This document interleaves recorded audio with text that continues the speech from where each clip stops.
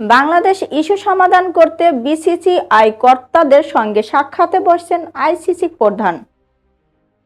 বাংলাদেশের টি-20 বিশ্বকাপ ইস্যুতে সমাধানে আসতে আগামীকাল ভারত ক্রিকেট বোর্ডের কর্মকর্তাদের সঙ্গে সাক্ষাৎ করবেন আইসিসি চেয়ারম্যান জয় শাহ।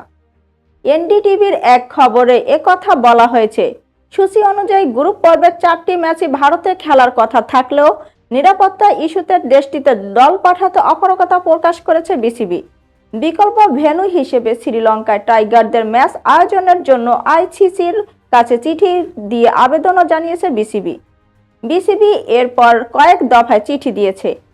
বাংলাদেশের ম্যাচগুলো শ্রীলঙ্কা আয়োজনের ব্যবস্থা করা হবে নাকি ভারতেই হবে, জয় শাহর বৈঠক শেষে হয়তো এসব বিষয় জানা যাবে। বৈশ্বিক টুর্নামেন্ট বিধায় ম্যাচ সরানো বা না সরানোর ব্যাপারটা আইসিসির উপরই বর্তায়। আজ বিসিসিআই সচিব দেবজিৎ সাইকিয়াও একই ধরনের কথা বলেছেন। সংবাদ সংস্থা পিটিআইকে সাইকিয়া বলেন, এই বৈঠকটি সিওই এবং অন্যান্য ক্রিকেট বিষয়ক ছিল। এটি আমাদের এখতিয়ারের মধ্যে পড়ে না।